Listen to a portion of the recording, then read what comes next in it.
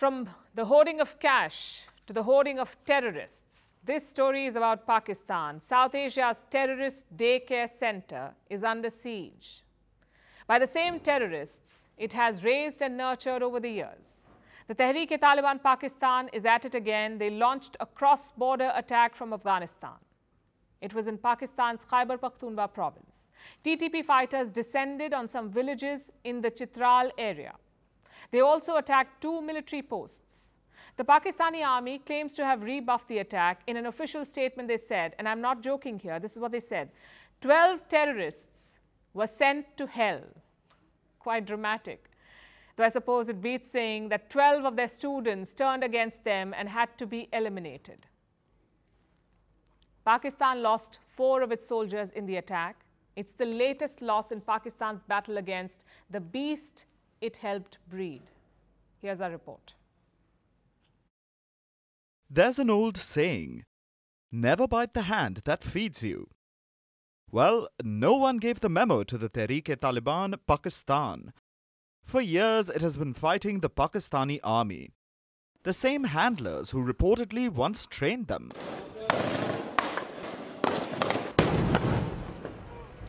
This student-teacher standoff has reached a fever pitch of late, demonstrated by yesterday's attempted land grab.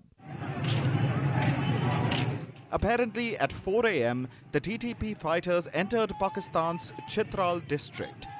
It's in the province of Khyber-Pakhtunkhwa. The terrorists crossed over from neighboring Afghanistan. They moved to capture some villages in Chitral.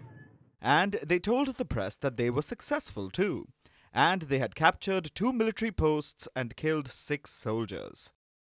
It seems the Pakistani army responded soon after, and a bloody operation began. It left 4 Pakistani soldiers and 12 terrorists dead. That's what Pakistan claims. Pakistan's army presented its version of events. It says that the TTP troops were being monitored before they left Afghanistan, that hundreds of terrorists were involved in the assault, that no villages were taken, and that ultimately the Pakistani forces were victorious. Pakistan's politicians were quick to praise the army, those who haven't been locked up anyway.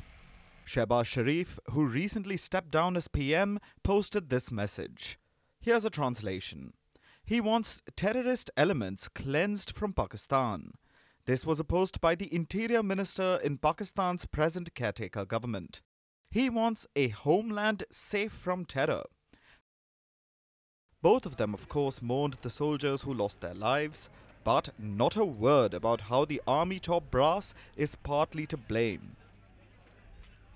How their policy of training terrorists over the years is what has led to this situation in Pakistan. Yesterday's attack was unique in terms of scale, at least if the army wasn't exaggerating about the hundreds of terrorists. But it was last month that broke records. In August, Pakistan saw the highest number of terror attacks since 2014. There were 99 terror attacks across the country.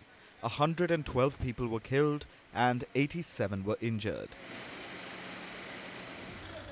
For about a year now, the TTP has trained its guns again on Pakistan.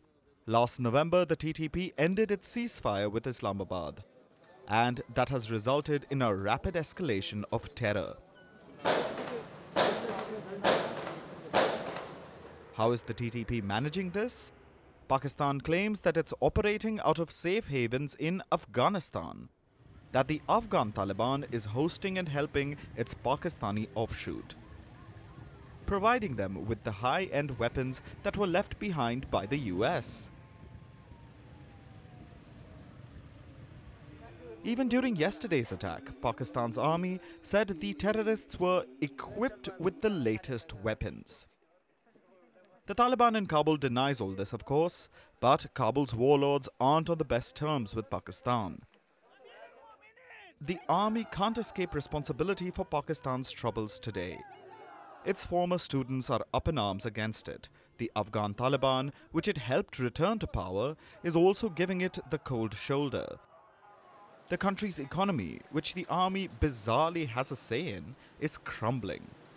Everywhere you look, it's a failure for the Pakistani armed forces, no matter how many hundreds of terrorists they claim to repel.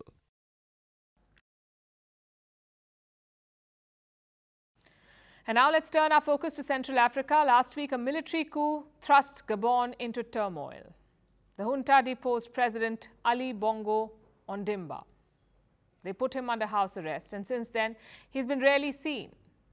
But now the ousted president has been freed. The junta says he's allowed to travel abroad for medical treatment, which begs the obvious question: what is next for Ali Bongo, for his family, and for his country?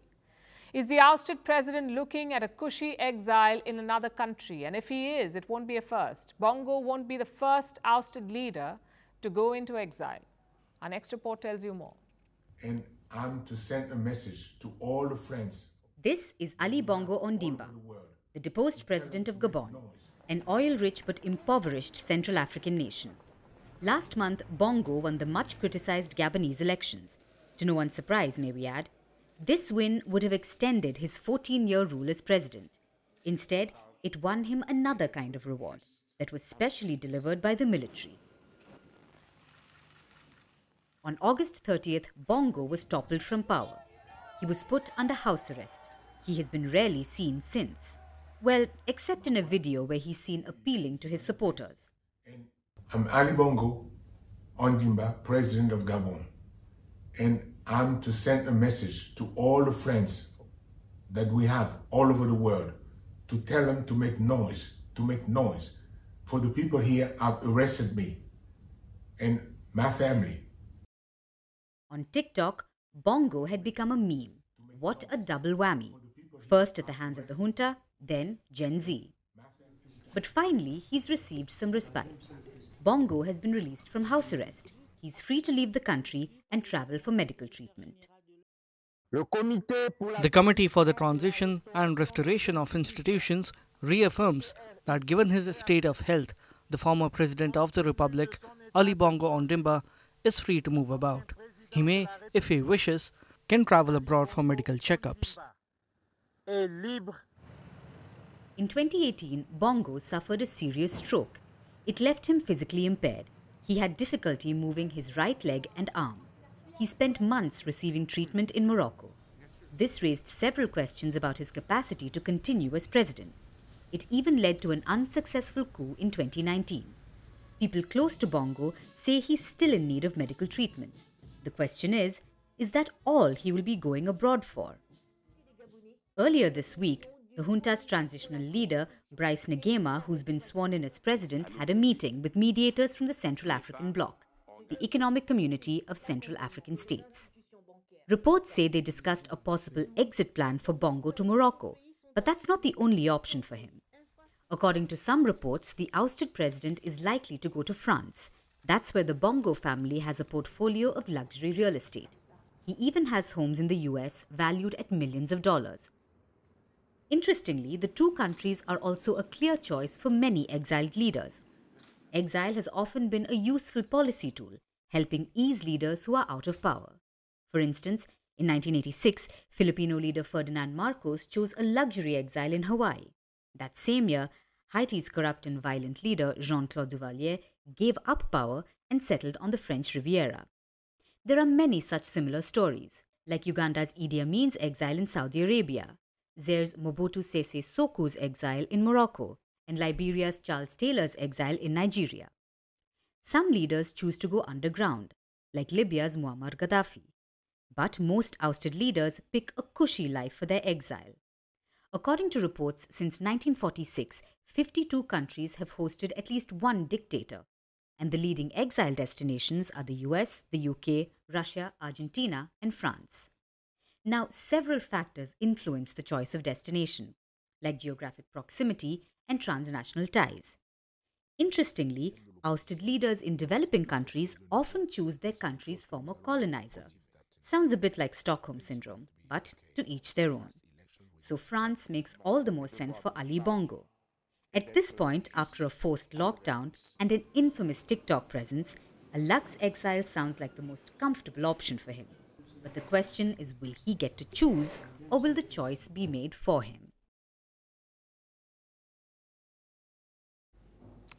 What do Americans think of Mexico?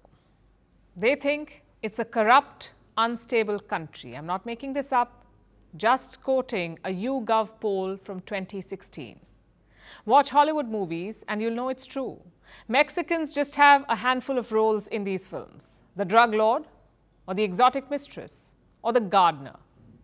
But that same Mexico is about to beat the United States on two very important things: abortion and women leadership.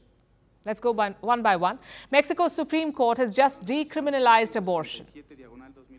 There are 32 states in the country. Abortion is now legal in all 32 states. The judges said denying abortion is a violation of human rights. It's a great victory for the country, especially when you look at their population. Around 80% of Mexicans identify as Catholics, and Catholics traditionally oppose abortion. In fact, many people in Mexico still do. But the courts did not listen to religion or sentiment. They stuck to logic and fairness, something that their freedom-loving neighbor did not. I'm talking about the United States of America. Last year, America's top court did the exact opposite. They effectively criminalized abortion in the US. At least 14 US states have a complete ban. Many more have restrictions. Still, Mexico is the one that is dangerous and unstable. Now to the second issue, women leadership. The United States has had 46 presidents, all men.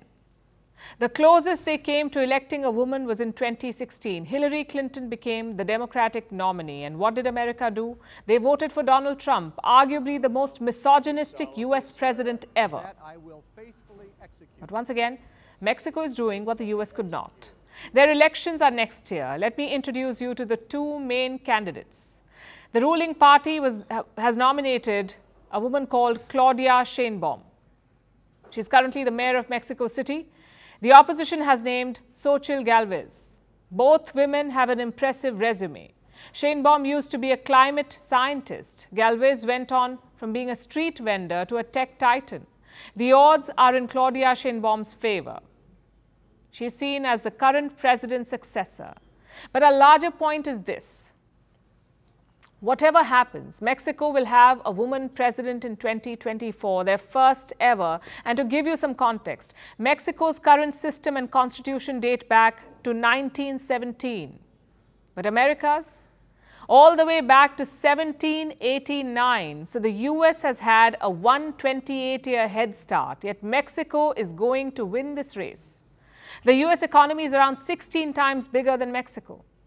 They have a lot more money. They're also much louder.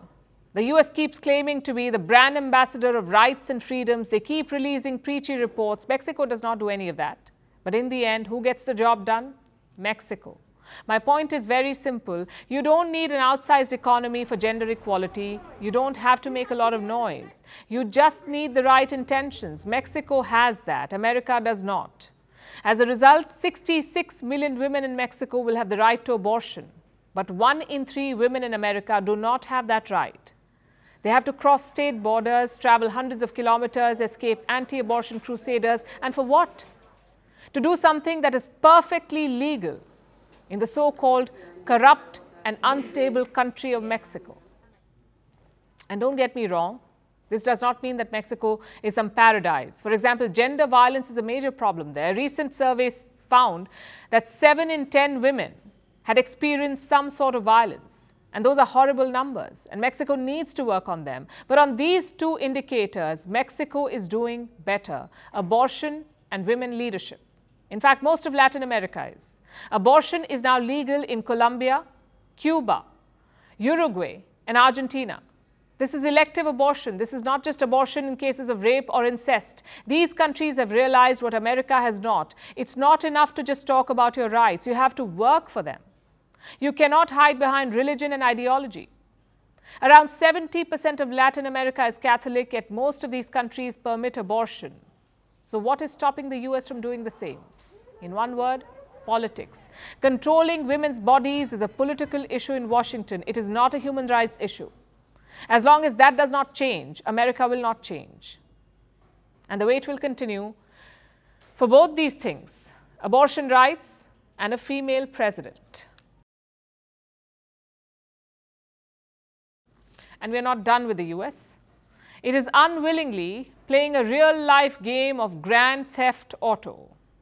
There has been an uptick in stolen cars across the United States, and it's been inspired by something virtual, a TikTok trend. Peppy 1-minute videos are teaching teenagers how to steal cars, and the result is this. In 1 year, over 1 million cars have been swept off the roads. During the first half of 2023, vehicle theft was 33.5% higher than last year. In at least 7 cities, in fact, auto thefts have doubled since last year. What explains this? Why are these cars flying off the roads? Who is to blame for this trend? Our next report tells you. Crime seems to have eased up in the United States. Experts say the pandemic-era spike in crime may have peaked. Analysts collated data from 37 American cities. They saw how homicide rates had significantly dropped as compared to the same time last year. In New York, shootings and murders are down by 26% and 10% respectively. In Atlanta, there are 56% fewer rapes and 28% fewer homicides. In most places, all kinds of violent crimes are down. Apart from one glaring exception, auto thefts. They have been soaring across the US. During the first half of this year, vehicle thefts were 33.5% higher than during the same period in 2022. That's about 24,000 more vehicle thefts. In several cities, auto thefts this year have more than doubled as compared to last year, including Philadelphia, Washington, D.C., Chicago, New Orleans, Buffalo, and Durham. In New York, car thefts are up 25% in August compared with the same month last year. At this rate, auto thefts could be double the total from last year. For context, over 1 million cars were stolen last year, the highest in decades. Such big numbers invite some big questions. Why are so many cars getting stolen? Who's stealing them?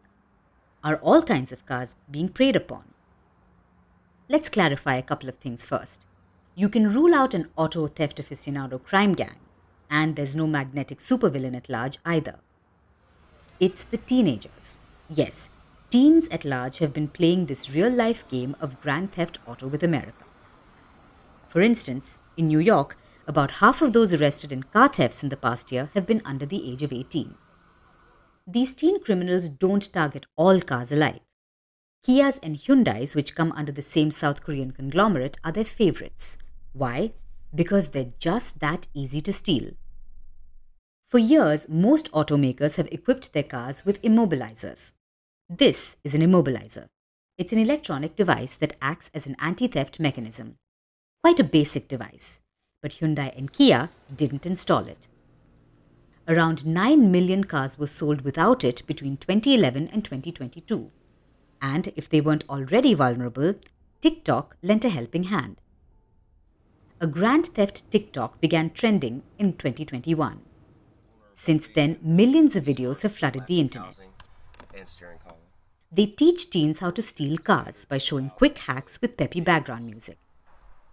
Without getting into the details, let's just say that it takes about 5 minutes to jam a small object into a car starter. And a perfect tool for this is readily available: a USB plug. What's the result? In Seattle, thefts of Hyundais and Kias in July 2022 increased by 620% compared to the previous year.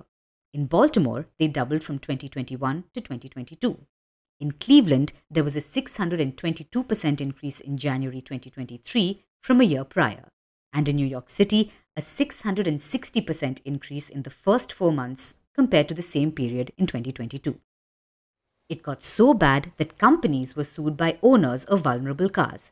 They settled the $200 million lawsuit earlier this year, and now the cities have also had enough.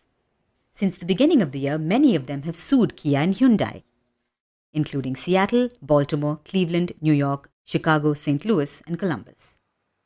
And they have a compelling case. The car makers have created unsafe products. They skipped out on a basic safety feature. Now, this decision has far-reaching effects on public safety.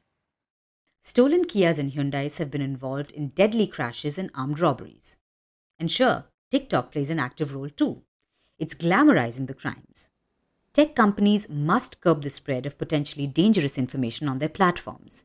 But do you know what's even better? auto companies not selling cars which are easy pickings for teen thieves with a USB cable. And now it's time for Vantage Shots, images that tell the story. Climate protests seem to be getting more and more extreme, like this one. Protesters hit the boss of Ryanair with cakes. This was just ahead of his press briefing outside the European Commission. In Ukraine, it's mock diplomacy for Foreign Minister Dmytro Kuleba and US Secretary of State Antony Blinken. The two were seen sharing fries and a pie at McDonald's. In the United States, a prisoner was seen crab walking out of jail, and Qatar seems to have taken bird's eye view, quite literally, after it strapped a camera on a falcon. The result was a magnificent view of the country. Finally, we're taking you back in history. On this day in 1996, American rapper Tupac Shakur was shot by unknown assailants in his car in Las Vegas. 6 days later, he died of his injuries at the age of 25. Tupac was one of the biggest hip-hop stars of his time. Even after 3 decades, no one really knows who killed him. We're leaving you on that note. Thanks for watching. We'll see you tomorrow. Great person. People gonna be surprised, and I got to kiss her, and ain't nothing wrong with that, and it's all good.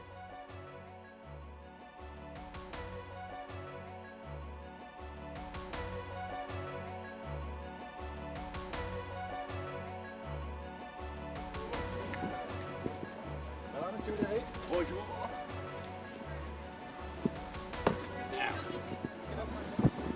Welcome in Bishop! Stop the pollution of the fucking place!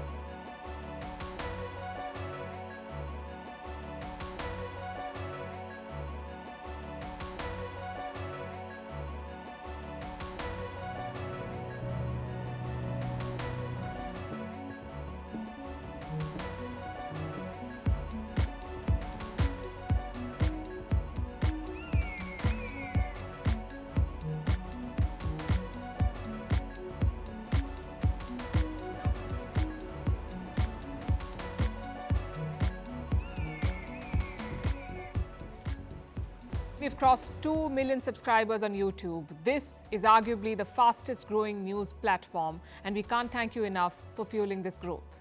All those of you who join us every day to watch this show and more, thank you. We launched Vantage 7 months ago, and these have been some very rewarding 7 months for us. So from the entire team here, heartfelt gratitude.